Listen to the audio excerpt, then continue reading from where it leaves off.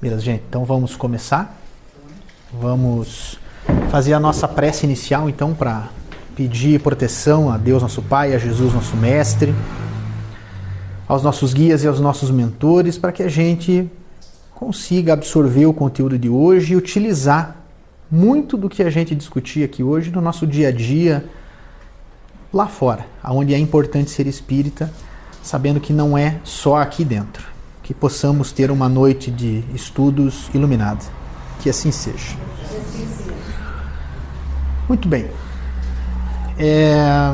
Alguns itens que eu preciso conversar com vocês antes, porque esta aula hoje, este encontro, ele traz muita coisa que foi falada nas aulas anteriores, a gente vai trazer para rememorar, e ela vai até o ponto aonde inicia a aula da semana que vem, que, se não me engano, é a Cíntia que vai fazer. Mediunidade e responsabilidade? Dia 11. Dia 11. Na semana que vem é o Evangelho. Ah, isso aí. Então eu sei que a próxima aula que vai ter, que não é a aula do Evangelho, ela inicia onde esta aqui termina. Tá? Então é importante a gente saber e fazer essas correlações enquanto a gente está conversando. Então lembrar que tudo que a gente discute aqui, tudo que a gente fala, todas as informações que a gente trabalha, elas são interligadas. Às vezes o que a gente vai falar hoje aqui está ligado lá na primeira aula que foi falada sobre a doutrina espírita. E a gente tem que trazer isso na memória para poder entender todo o conceito.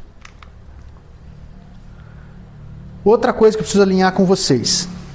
No início do ano, eu acredito lá atrás, eu não lembro qual mês, mas foi dada uma aula sobre mediunidade, sobre médiums, nós falamos sobre isso, cuja afirmação é que todo aquele que em algum grau sente a presença dos espíritos é médium. Está neste livro aqui dos médiuns. Está explícito desta forma. Então a mediunidade ela é natural. Não é uma coisa que eu nasci com, o Jonathan nasceu sem, a Alessandra nasceu com, a Flávia nasceu com mediunidade mais... Não, todos nascemos com mediunidade. Ela é uma característica do ser humano, uma característica natural. Se ela é natural e todos nós possuímos, por que, se nós somos médiums em um determinado grau, por que nem todos sentem a mediunidade? Essa é uma pergunta que esse encontro de hoje tende a responder. Por que nós não sentimos? Porque nem todos que, sabendo ser natural do ser humano, uma coisa que não muda, nós nascemos, por que nem todo mundo sente a sua mediunidade ou tem dúvidas? A resposta está aqui. Porque a mediunidade tem um mecanismo que trabalha. No finalzinho eu vou passar a referência bibliográfica para vocês de tudo que a gente vai discutir hoje, tá? Pelo menos a parte que nós falaremos hoje. Ela complementa com aquilo que a Cíntia vai falar dia 11, então são livros mais densos. A gente vai pegar a primeira parte que fala sobre os mecanismos da nossa mediunidade. Rememorando algumas coisas. Primeira coisa, fundamento do fenômeno mediúnico. Lembram quando foi dado aula de perispírito, corpo físico, foi mudado tudo isso? É que aqui o desenho ficou mais escuro, tá? Eu não consegui deixar ele mais claro. Mas nós sabemos que nós temos um espírito, um perispírito e um corpo físico. Então isso aqui é o fenômeno, é o fundamento do que é o fenômeno mediúnico. Ele se manifesta aqui, nós sentimos aqui hoje. Mas a ideia é que somos compostos por essa base tríplice, que vem lá do nosso espírito, o nosso espírito conectando o espírito ao corpo físico e o nosso corpo físico. Então nós temos essas três bases. Essas bases são importantes e na aula de perispírito foi falado que este carinha aqui é o que transmite as informações para o nosso corpo físico. Então aquilo que o meu espírito emanar muitas vezes, ele transmite ao perispírito que sente no corpo físico. E se for o contrário?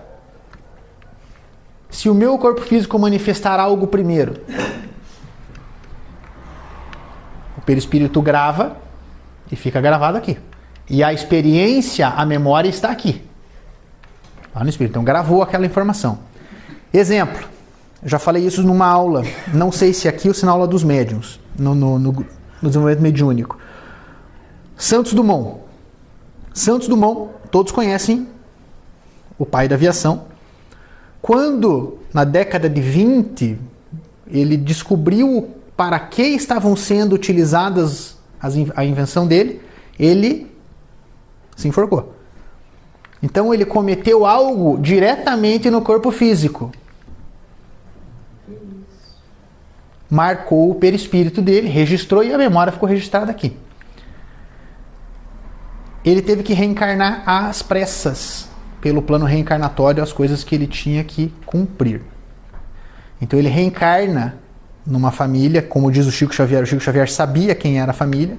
Tem a história, depois eu vou ver se eu consigo mandar para vocês aqui no grupo, a história dele. Ele reencarna e o Chico diz para os pais, muito conhecidos dele, falou, vocês vão receber esse espírito assim, assim, assado, mas ele não vai ter a saúde completa.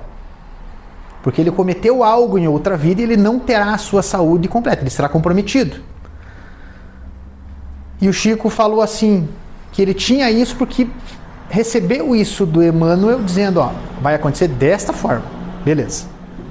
Nasce essa criança. Essa criança se desenvolve perfeitinha, saúde perfeita, até os 9 meses, quando ela cai do carrinho de cabeça. E ela quebra exatamente na altura da onde tinha a cicatriz marcada no perispírito.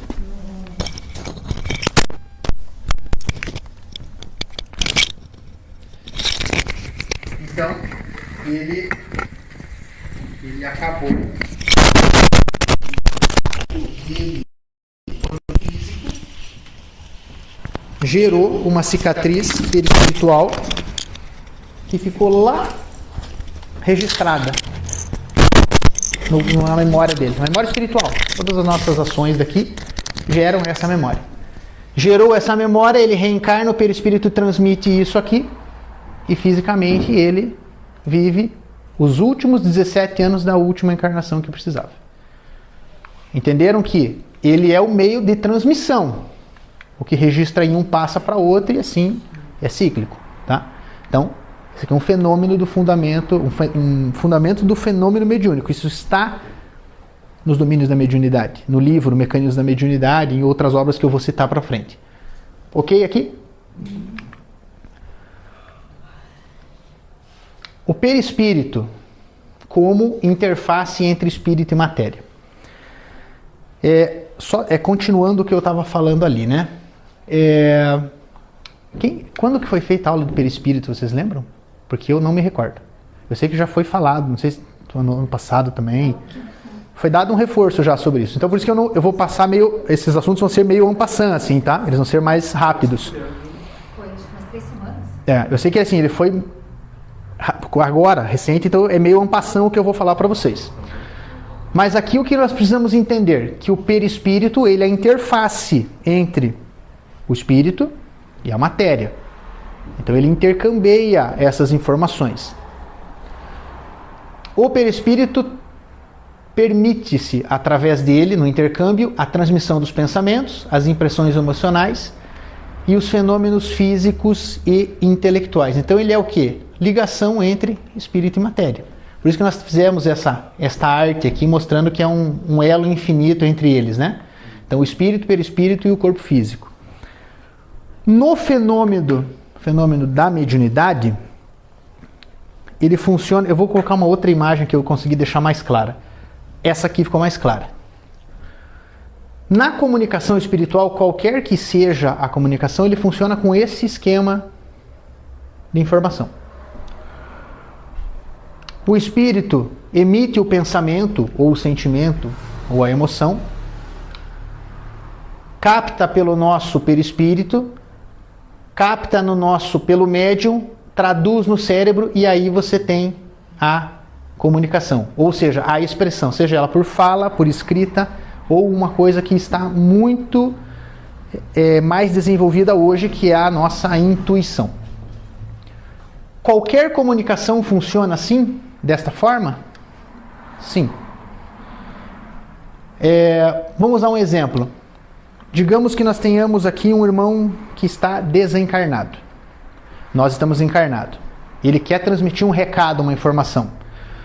No processo normal, eu digo normal assim, pense numa mediunidade como a nossa, nesse momento que a gente não enxerga. Nós não temos a mediunidade de visualizar o outro lado. Estamos aqui, eu só consigo enxergar vocês, vocês só conseguem me enxergar, mas não enxergamos quem está aqui presente que não tem corpo físico, tá?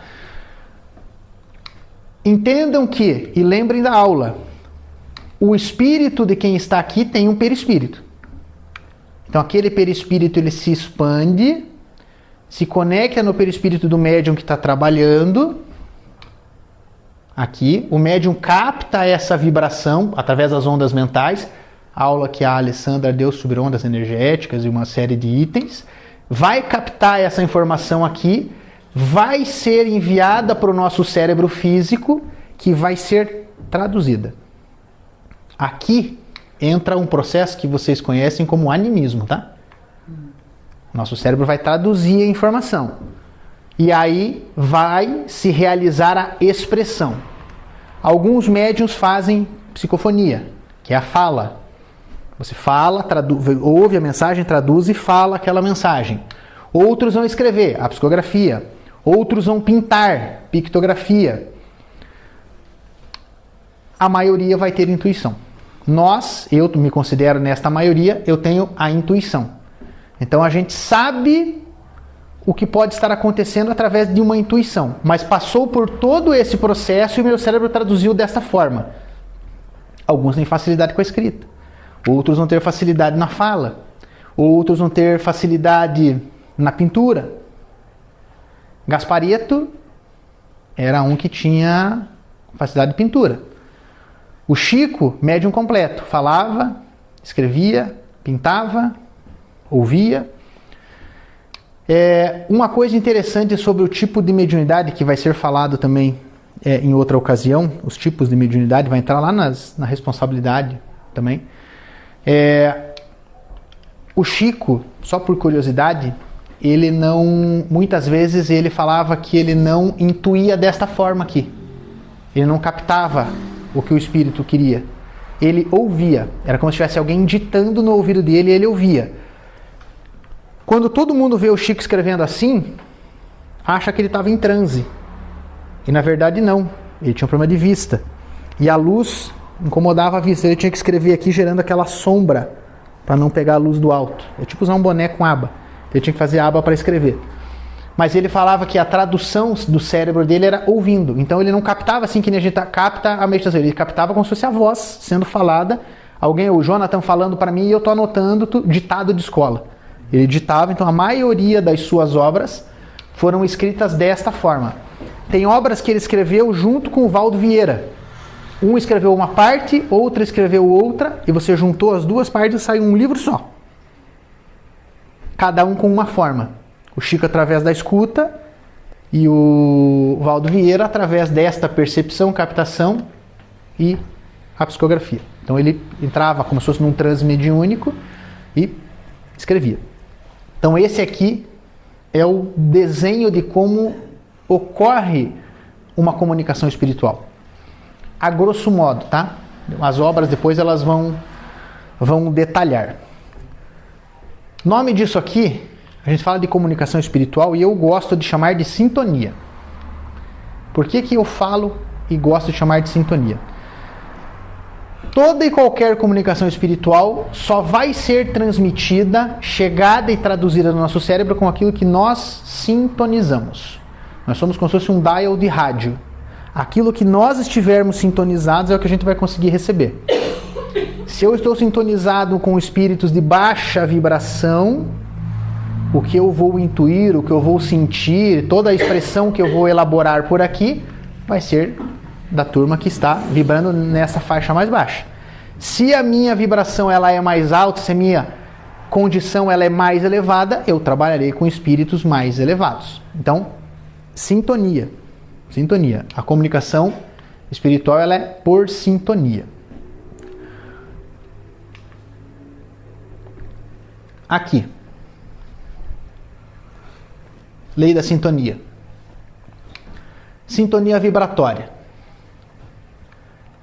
para que a gente receba determinadas comunicações, a gente começa a entender, quando fala de sintonia, alguns comentários que nós ouvimos a nossa vida inteira. Quem aqui já não ouviu que fulano de tal estava com encosto? Sintonia. Olha lá. Qual o tipo de estado moral que a pessoa estava? Num estado de virtude e num estado de vício.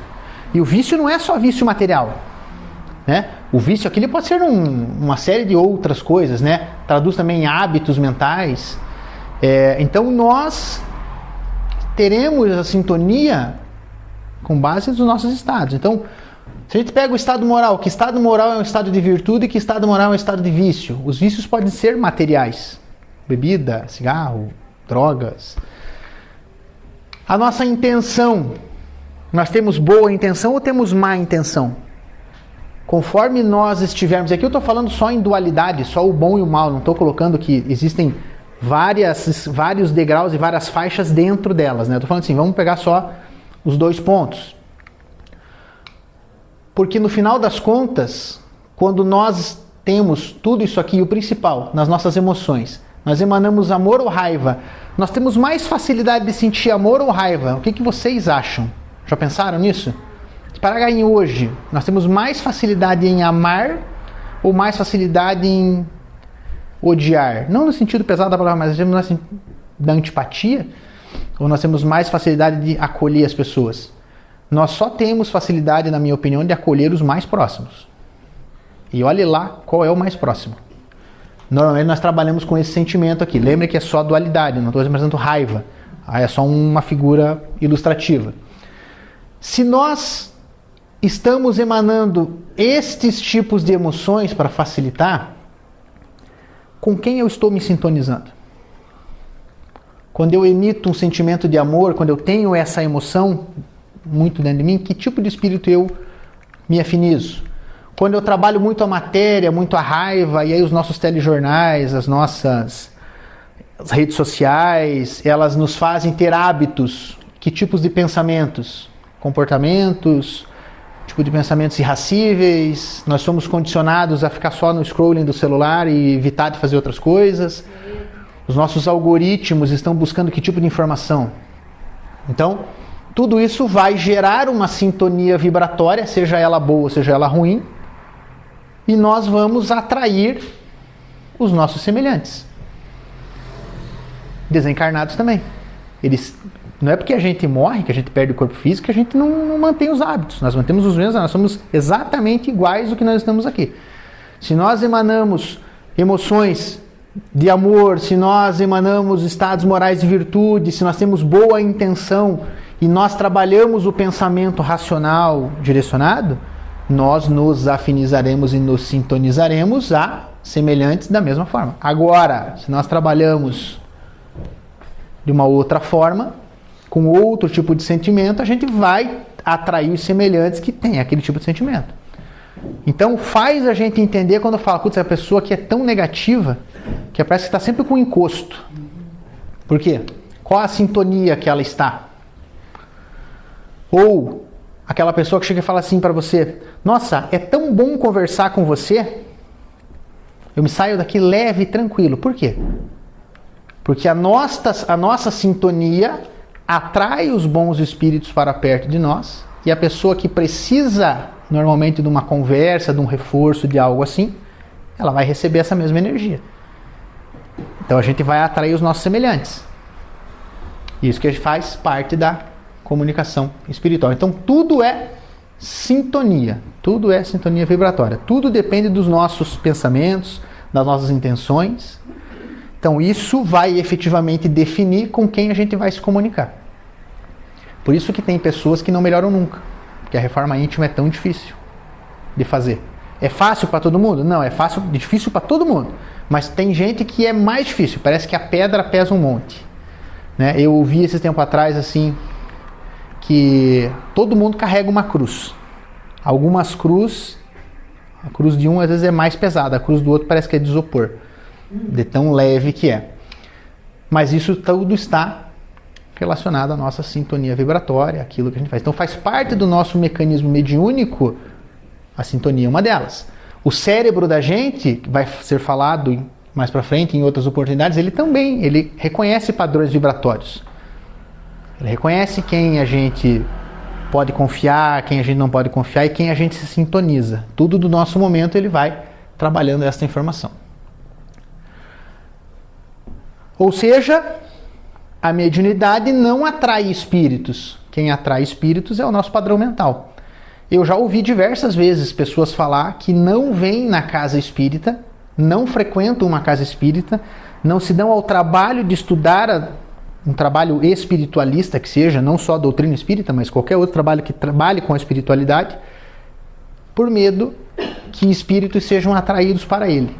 Mal sabe ele que nós estamos envoltos em espíritos o tempo inteiro. Esta sala está cheia. A maioria nós não vemos. A maioria desses espíritos nós não enxergamos. A nossa casa está cheia. A maioria nós não enxergamos. Ah, nós sentimos? Sentimos. O nosso anjo da guarda está presente. Os nossos mentores estão presentes. Então, quando nós falamos que a nossa casa também tem aquilo com que a gente se sintoniza. Se nós nos sintonizamos da mesma forma que nós falamos ali atrás, esses espíritos benfeitores estarão junto com a gente. Por isso que é importante fazer as nossas orações. Porque é importante orar e vigiar. Porque a mediunidade nunca vai atrair espíritos. O que vai atrair os espíritos é a nossa sintonia. Lembra a pergunta do começo? Por que nem todos sentem a mediunidade? Por que só eu sinto a mediunidade? Por que uma sente mais do que o outro? Momento, sintonia, mas todos vão estar sintonizados. Sentindo ou não sentindo, vão estar sintonizados. Em algo bom ou em algo ruim. Tem uma frase que eu digo sempre, volto e repito. Eu prefiro muito mais andar ombreado com um ateu digno do que um religioso hipócrita. Questão de sintonia.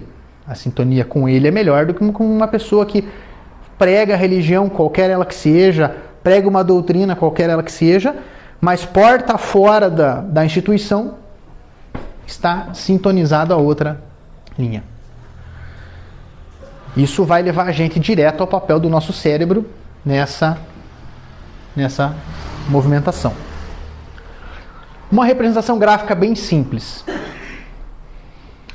Nosso espírito, ou os espíritos, é como o emissor. Eles emitem o pensamento, emitem o sentimento, emitem a emoção. O nosso perispírito conduz, então ele é um fio condutor, ele capta aquela informação, conduz até o nosso cérebro físico, que é o aparelho receptor. Vocês já viram como é que funciona um exemplo atual? Como é que funciona o envio de uma mensagem pelo WhatsApp? Você manda a tua mensagem e ela é toda embaralhada. Então ela chega decodificada. Então você envia ela daquilo que você quer escrever. Nesse processo ela é toda embaralhada e criptografada. Quando ela chega no outro aparelho receptor, ela traduz a mensagem e escreve e mostra o que você escreveu da outra ponta. É a mesma coisa. A diferença é que quando nós falamos de mediunidade, o espírito emite a informação, ele vem, capta, transmite, e quando tem que chegar a informação para nós aqui, chega em forma de chiado no ouvido. Sabe aqueles apitos no ouvido, assim, pi, todo mundo fala, a pressão subiu, você vai medir a pressão, não subiu. Porque é diabetes. Não é. Às vezes é mensagens, sintonias dos nossos guias, dos nossos mentores, que estão sendo enviadas e o nosso cérebro não está sintonizado ao processo, ou seja, ele não está conseguindo, ele recebe, mas ele não consegue traduzir. Questão de estudo, questão de desenvolvimento, questão de entendimento do processo. Tá? Então, no papel do nosso cérebro, a grosso modo, e eu não vou entrar em detalhes, vou deixar para que vocês fiquem com a curiosidade e leiam o mecanismo da mediunidade, que tem um capítulo só sobre o cérebro. Desde os papéis das fossas romboidais que ficam nesta região, o papel da nossa glândula pineal, como é que isso se capta, como é que isso opera, a forma que se traduz. Isso explica um detalhe. Tem uma história do Divaldo Franco, eu acho que vocês lembram dessa história, que ele psicografou uma mensagem num encontro na França. Que ele psicografou uma mensagem ao contrário. E ninguém conseguia entender o que estava escrito. E quando colocam ela na frente de um espelho, ela aparece. A mensagem escrita, só que ela estava em francês. E o Divaldo falava, eu nunca falei francês, malmente falo português, né? Como que aquela mensagem saiu? Por causa disso aqui. O cérebro dele captura as informações que foram recebidas aqui através de algum espírito que falava francês. Quando a gente pega as encarnações de Divaldo e olha para trás, uma delas foi na França. Então, a memória do espírito dele tinha, ele já tem familiaridade com esse idioma, então, quando transmite-se a mensagem, o cérebro consegue traduzir e passar de uma forma em que, conscientemente, você não sabe que tem. Mas, de maneira inconsciente, o cérebro passou.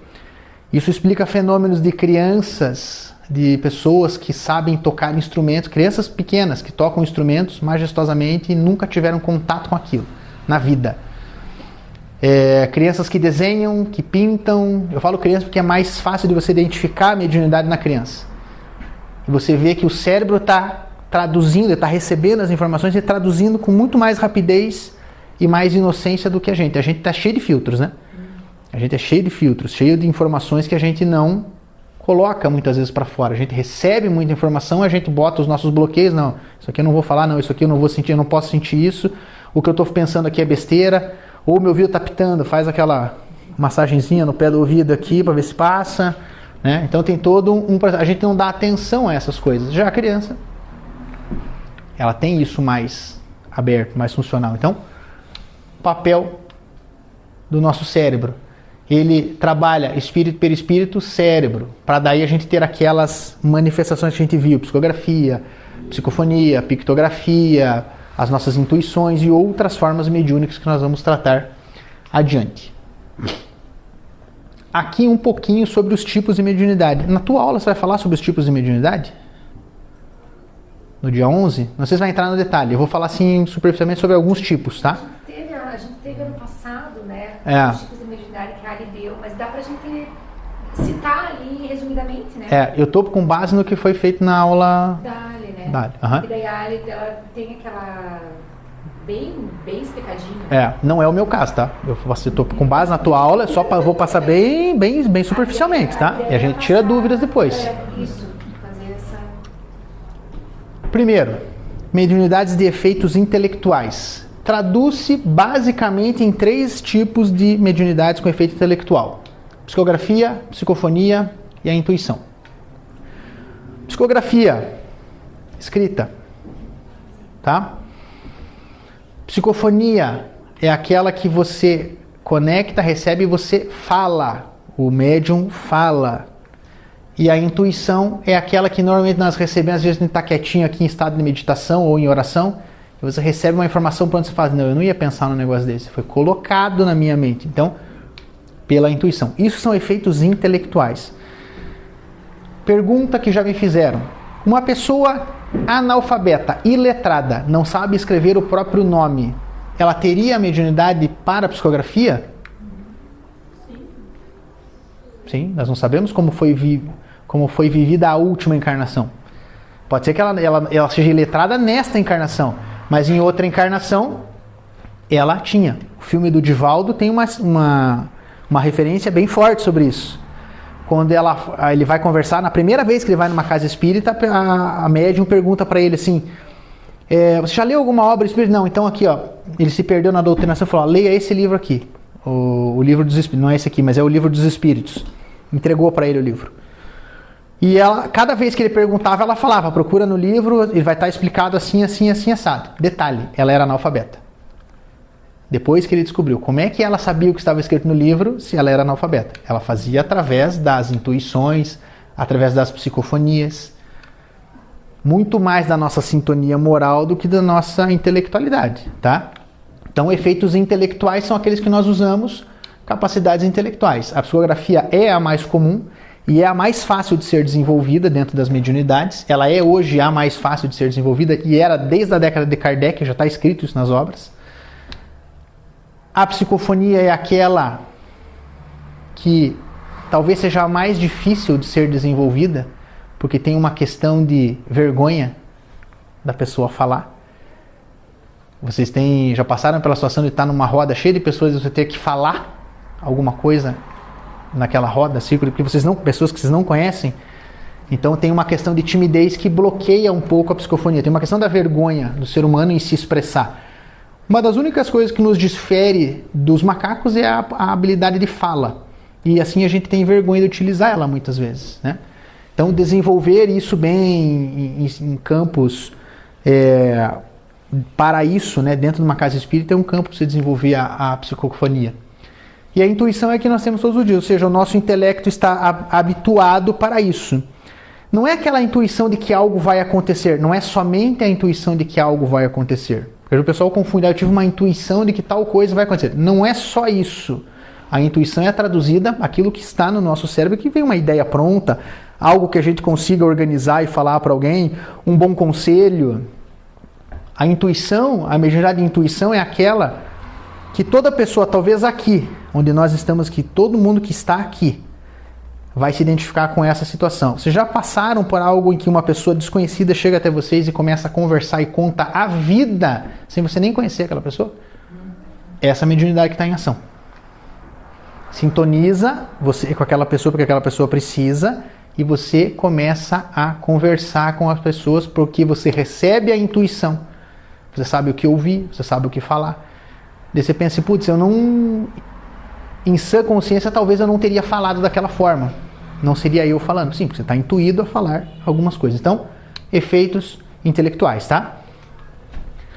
Já os efeitos físicos da mediunidade. Materialização e movimentação de objetos. Movimentação de objetos, efeitos físicos, lembram das mesas girantes? O Jonathan falou isso na aula passada, sobre os tipos de comunicação. A aula passada não, porque a passada não teve, mas a anterior, quando ele fez a aula, dia 13 de abril, ele falou sobre isso. Então, uma das formas de mediunidade de efeitos físicos, elas são diretamente relacionadas àquilo que nós conhecemos como mesas girantes, no início da doutrina espírita. Hoje nós temos outras formas que a parapsicologia também estuda, tipo telecinesia, movimentação de objetos, desde que feitas em um ambiente controlado, onde todo mundo consiga ver que não tem manipulação, ela é válida. Então, existe esse tipo de efeito físico. Um efeito físico bem interessante de mediunidade chama-se pirofagia. Já ouviram falar? Que é quando pega fogo? Normalmente, em mulheres, na transição da infância para a juventude ali, as meninas têm mais pela ectoplasmia, elas conseguem fazer pegar fogo em objeto. Tinha muito caso no interior que pegava fogo nos lençóis das casas, nas cortinas, e era por causa dessa ectoplasmia. Isso é um efeito físico, é quando você não trabalha bem esse acúmulo de energia, né? Então, quando você vem com uma mediunidade de efeito físico, ela tem muito mais ectoplasmia e ela consegue, sim, fazer um efeito estilo pirofagia. As materializações foram muito feitas aqui no Brasil, até 1962, salvo engano, o Chico participou. De 1962 em diante, Emmanuel proibiu o Chico de participar de materializações, porque ele falou que ele tinha que cuidar da energia para que escrevessem as obras. São 576 obras, tá? Para quem ainda não sabe, o número atualizado é 576, escrito por ele. Então, materialização é um exemplo. Eles faziam materializações, por exemplo, que aparecia o médium doando a sua energia, o ectoplasma, e materializava alguém atrás, ou materializava objetos, mãos, algumas coisas assim. No lar de Frei Luiz, no Rio de Janeiro, até pouco tempo atrás, eles trabalhavam materializações. Reuniam-se médiums, mas é só para médiums e médiums específicos. Tem que ser médium de efeito físico, identificado através do desenvolvimento mediúnico, que você não sabe se aquilo é uma mediunidade para efeito físico. O médium de efeito físico, na casa de Frei Luiz, eles faziam exercícios onde não tinha uma réstia de luz na sala. Não podia ter. Eram só aqueles médiums que tinham que ter uma alimentação específica, um conceito mental específico para aquele trabalho. Não é assim, cheguei aqui hoje, eu vou chegar e vou trabalhar. Não, calma lá, é um trabalho totalmente diferente. E manifestava-se. Então, espíritos às vezes materializavam para fazer uma mensagem, todo mundo ouvia esta mensagem. Todos os médicos que estavam ali ouviam, porque eles materializavam o aparelho fonador. Só esse aparelho aqui. O pessoal via só a parte da faringe, a traqueia se materializar e aquilo emitia sons de fala. Então tem muito caso, o Dr. Paulo César Frutuoso é, se eu não me engano, um dos trabalhadores, um dos fundadores da casa. Ele é oncologista. Inclusive ele viu materializações de órgãos sendo feitas em cirurgias espirituais, onde teve um transplante de válvulas cardíacas completo.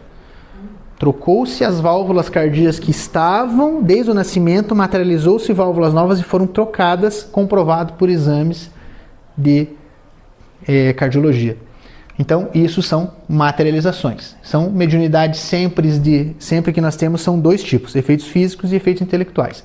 De maneira bem rápida, tá? Se divide em dois modelos, sendo que as de efeito intelectual são as psicografias, psicofonias e as intuições, sendo de maneira macro, né? E os efeitos físicos, as materializações e as movimentações de objetos, sejam eles quaisquer que sejam. Não se confundam com o ilusionismo, tá? Tem muito ilusionismo que foi pego aqui na época do Kardec, inclusive vários ilusionistas profissionais ajudaram Allan Kardec a desmascarar muito falso médico. Kardec, o professor Hipólite, né? Era cético, então ele ia para desmascarar falsos médiums e contou com a ajuda de muitos mágicos da época, muitos ilusionistas da época que iam conferir e sabiam se aquilo era um truque ou não.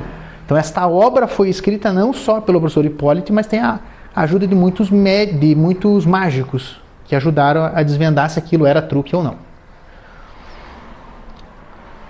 Agora, quanto ao grau de consciência, vocês já devem ter ouvido falar, mas eu sou um médium consciente, eu sou um médium inconsciente, eu sou um médium semiconsciente. São esses graus mesmos. O médium consciente é aquele que tem 100% de consciência de tudo que está acontecendo. Ele incorpora, né, ele passa pelo processo de incorporação e ele escuta tudo que está sendo falado para ele, tanto na doutrinação quanto pelo espírito, então ele fica ouvindo como se fosse duas pessoas falando. Isso é um médium 100% consciente. Estou falando da incorporação porque ela é um método mais simples de entender, mas um médium consciente é aquele que sabe o que está acontecendo, não estou me sentindo bem, estou sentindo assim. Ele está consciente do que ele está falando, ele tem Glasgow 15 de consciência, em nenhum momento ele perdeu a consciência. Tem o semiconsciente, que a gente fala que é aquele que às vezes desliga, às vezes não desliga, a depender do tipo da comunicação que é dada, se ele não tem o preparo para entender, ele desconecta, fica inconsciente. E a depender do tipo da informação que ele consegue se conectar, ele está consciente. É uma mediunidade intermediária. E nós temos o médium inconsciente, que é aquele que chega, trabalha, desliga na hora do trabalho e liga na hora de ir embora. Não sabe o que aconteceu o trabalho todo. Isso acontece com muita frequência no início do desenvolvimento mediúnico. Os médiuns que têm uma facilidade pela incorporação, eles acabam sendo mais inconscientes no início, conforme vão evoluindo, vão caminhando, vão subindo os seus degraus, eles vão se tornando semiconscientes até se tornarem conscientes de 100% daquela informação. Aqui é importante. Quanto mais consciente e educado o médium, mais seguro fica o trabalho. Mas quer dizer que se eu sou um médium inconsciente, eu deixo o trabalho inseguro? Não. É que o médium consciente, ele consegue saber se aquela informação é verdadeira, se é crível ou não. O médium consciente é aquele que vai receber uma comunicação e vai saber se ele pode falar para a pessoa que está ali na frente dele ou não. Porque existem mensagens que nós recebemos durante os trabalhos que normalmente não são boas de você revelar naquele momento.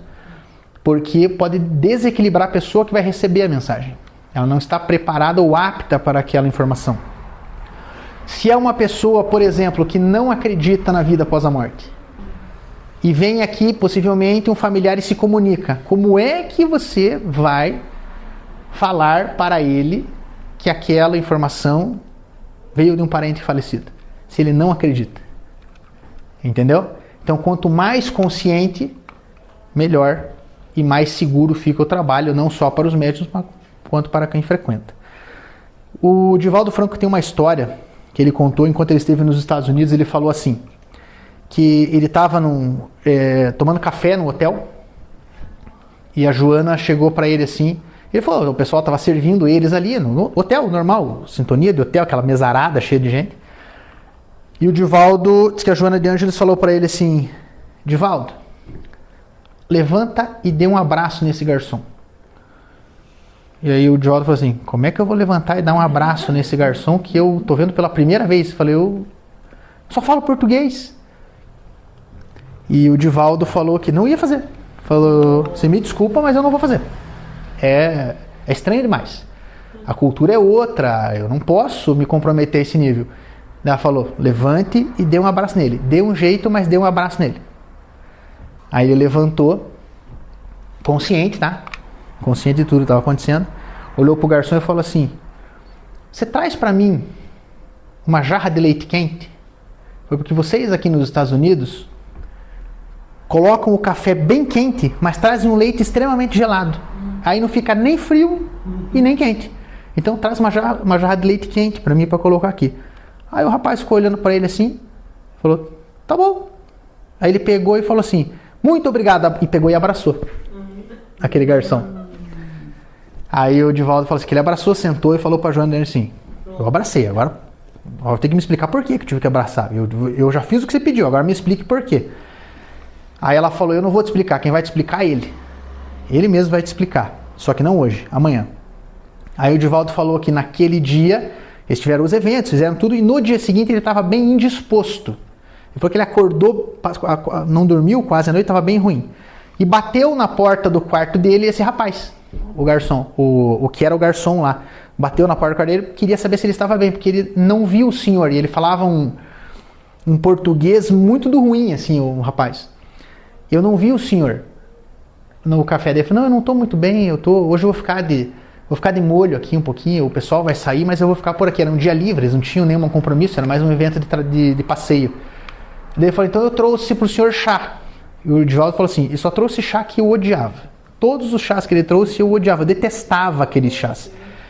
E o Divaldo falou: tá, eu vou ver esse aqui para tomar, tá, alguma coisa assim. Mas beleza, muito obrigado. Aí ele falou: mas o senhor está bem mesmo? Ele falou assim: eu estou bem, você pode confiar, então o senhor vai tomar o chá. Ele falou: vou tomar o chá. Aí disse que esse rapaz caiu de joelhos e começou a chorar na frente dele. E aí o Divaldo pediu para ele se levantar, falou: por que isso? Ele falou assim: porque eu falei para minha mulher quando eu cheguei em casa ontem, que pela primeira vez na vida um homem branco me abraçou. Ela falou assim: mas ele era branco? A mulher falou: mas ele era branco? Sim, ele era branco. Aí o Divaldo disse que a Joana de Ângeles falou para ele: você entendeu a importância? Tem outro contexto, que a história é bem longa, mas o início foi tudo de maneira consciente. Ele sabia que conscientemente ele tinha que abraçar, só que ficou naquela dúvida: será que eu abraço? Como é que eu vou chegar para dar um abraço? Você só dá um abraço? Não, pede uma informação, dá um abraço. E aí veio toda essa informação. Então, de maneira consciente, o trabalho fica mais seguro e o médium fica mais desenvolvido. Então, logicamente que eu não estou comparando a gente a um desenvolvimento que teve um Divaldo, alguma coisa assim. Mas eu digo, o nível de consciência, todos nós podemos atingir mediunicamente, em saber que a gente pode receber a intuição, nem tudo a gente precisa executar. Tem que saber separar essas informações ali, tá? E a nossa moral, vocês acham que ela influencia nas comunicações mediúnicas? Muito bem. Olha lá, ó. Não basta ter mediunidade, é preciso ter qualidade. Então a mediunidade nós sabemos que já existe, nascemos com ela. Agora, qual é a qualidade da minha mediunidade? Então nós temos que ter ética, temos que ter discernimento e temos que praticar a caridade. Se a gente tiver ética, se a gente conseguir discernir adequadamente, se a gente praticar a caridade efetiva, nós evitamos esses riscos aqui, ó. Quais são os riscos? O primeiro deles, mistificação. Risco de mistificação na mediunidade é assim. Digamos que eu estivesse mistificado, eu, Guilherme. Eu falo para você assim, ó, eu, Guilherme, recebo todas as comunicações que vêm direto do Chico Xavier. Eu estou mistificando. Falo: não, o Chico Xavier conversa comigo em todo o trabalho.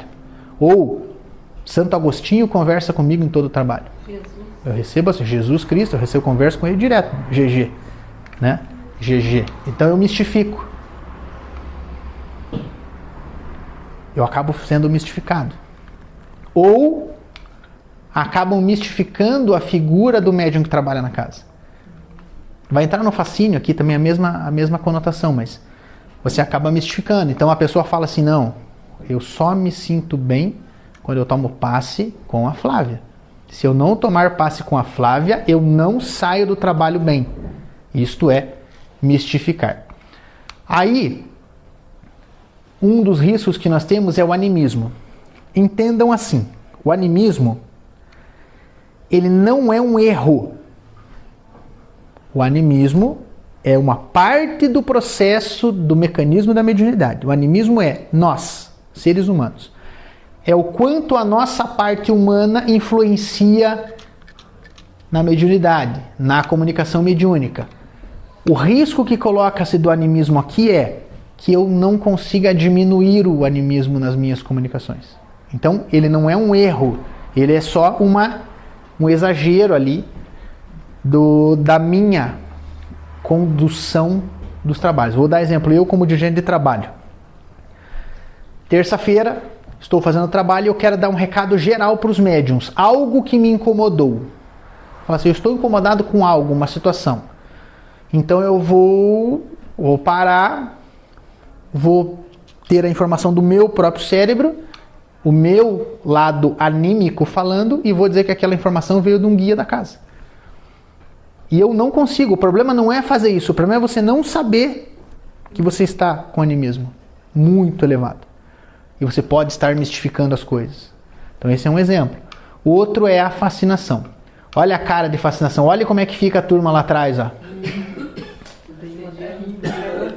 Quando o médium fica fascinado. Quando nós estamos sofrendo de fascinação.